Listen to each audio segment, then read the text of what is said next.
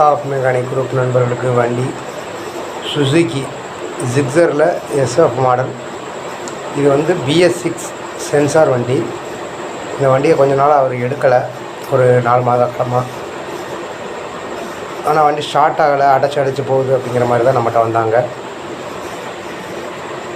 நான் தென்காசி மாவட்டம் JR bike electrical care சுரண்டையிலிருந்து அர்ஜுன். இப்போ வண்டியை வந்து நம்ம ஸ்டார்ட் பண்ணி பார்க்குறோம். மால் ஃபங்க்ஷன் லைட் எதுவும் எரியுதா அப்படிங்கிறதுக்காக இக்னிஷனை ஆன் பண்ணி பார்க்குறோம். மால் ஃபங்க்ஷன் லைட்டு எரிஞ்சு ஆஃப் ஆகிடுது. செல்ஃப் பண்ணி பார்க்குறோம், செல்ஃப் ஆகலை. அப்போ அடுத்து என்ன கம்ப்ளைண்ட்டாக இருக்குன்னு ஸ்டெப் பை ஸ்டெப்பாக பார்க்குறோம். ப்ளக்குக்கு கரண்ட்டு சப்ளை கரெக்டாக வருதா அப்படிங்கிற மாதிரி பார்க்குறோம். அதுவுமே பக்காவாக வருது, நல்லா ப்ளக்கில் வருது. ஸ்பார்க்கிங் வந்து பிரச்சனை இல்லை. அப்போ என்னென்னு பார்க்கும்போது ஃபியூல் மோட்ரு வந்து ஓடுது, ஆனால் பெட்ரோல் வந்து கம்மியாக வருது. சரி, ஒருவேளை ரொம்ப நாள் நிப்பாட்டினதுனால உள்ள டஸ்ட் ஃபார்ம் ஆகிருக்கலாம் அப்படிங்கிற கோணத்தில் நம்ம மோட்டரை கழட்டி க்ளீன் பண்ணணுன்னு பார்க்குறோம். உள்ளே கொஞ்சம் டஸ்ட்டு ஃபார்ம் ஆகிருக்கு பாருங்கள். ஃபில்டர்லேயே அதே மாதிரி டஸ்ட்டு போகிற டஸ்ட்டு ஃபார்ம் ஆகிருக்கு. அப்போ இதுக்கு ரெஸ்ட் ஸ்ப்ரே வாங்கியிருக்கோம். அதாவது த்ராட்டில் பாடி கிளீனர் தான் வாங்கியிருக்கோம். வாங்கி அதை க்ளீன் பண்ணுறோம். க்ளீன் பண்ணி பக்காவாக க்ளீன் பண்ணுறோம். ஃபஸ்ட்டு ஸ்டெப்பு க்ளீன் பண்ணி போட்டால் சில வண்டிகள் ஓடிடும். அந்த அடிப்படையில் தான் சரி, இது க்ளீன் பண்ணி போட்டால் ஓடிடும் அப்படிங்கிற ஒரு நம்பிக்கையில் க்ளீன் பண்ணியாச்சு. க்ளீன் பண்ணி கம்ப்ளீட்டாக ஃபில்ட்ரு, மோட்ரு, பாடி எல்லாத்தையுமே க்ளீன் பண்ணுறோம்.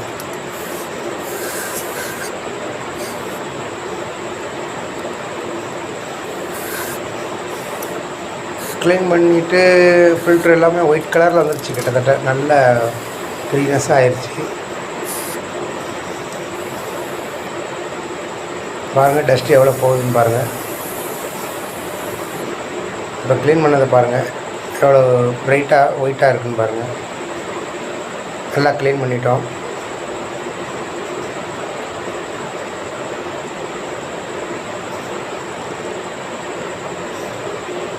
க்ளீன் பண்ணிவிட்டு இப்போ நம்ம ஃபிட் பண்ணி பார்ப்போம்னு சொல்லி மறுபடி ஃபிட் பண்ணி டேங்கில் மாட்டியாச்சு.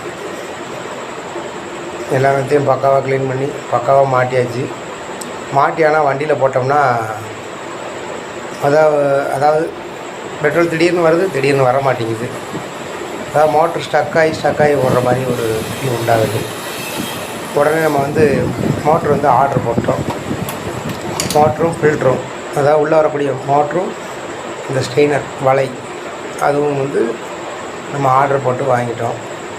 இதுதான் புது மோட்ரு. நம்ம ஆர்டர் போட்டு வந்தோடனே ஒரு 3 நாள் வெயிட் பண்ணி வாங்கியிருக்கு.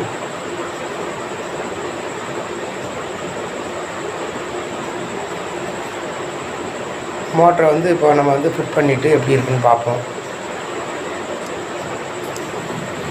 இது புது மோட்ரு, இது பழைய மோட்ரு. அதனுடைய ஸ்டெய்னரோடு சேர்த்துருக்கு, வலையோடு சேர்த்து இருக்குது. இதுக்கும் தனியாக அதே மாதிரி வலை வாங்கியிருக்கோம். இப்போ அந்த புது மோட்டருக்குள்ள வலை அந்த ஓரிங் எடுத்து இதில் போட்டிருக்கோம். ஓரிங் அதில் வரல, பழைய மோட்டரில் இருக்க ஓரிங் எடுத்து அதில் போட்டு எல்லாம் பக்காவாக செட் பண்ணியாச்சு. நான் என்னுடைய ஒரே கையில் செல்லை வச்சு வீடியோவும் எடுத்துக்கிட்டு பண்ணுறதுனால கொஞ்சம் சிரமமாக இருக்கும். சில நேரங்கள் சேக்கிங் அதிகமாக இருக்கும். நண்பர்கள் அதை கவனத்தில் கொள்ளணும். எனக்கு தெரிஞ்ச விஷயம் நம்ம நண்பர்களுக்கு தெரியணும் அப்படிங்கிற அடிப்படையில் தான் இதில் இந்த வீடியோ போடுறேன். ஒரு 40% மைண்ட் இருந்துச்சுன்னா நம்ம வீடியோக்கள் எல்லாமே புரியும். சில பார்ட்டிக்காரங்க பார்த்துட்டு கேள்வி கேட்குறாங்க. அதுக்கு நம்மளால் கருத்தாக சொல்ல முடியாது. இப்போ வண்டியை ஸ்டார்ட் பண்ணி பார்ப்போம். புது பம்பு மோட்ரு எல்லாமே மாட்டியாச்சு. அதே மாதிரி மால் பர்சன்ட் லைட் ஆஃப் ஆகுது. செல் பண்ணுறோம். பக்காவாக ஸ்டார்ட் ஆகுது, ரைஸ் ஆகுது. கம்ப்ளைண்ட் அரெஸ்ட் ஆகிடுச்சு.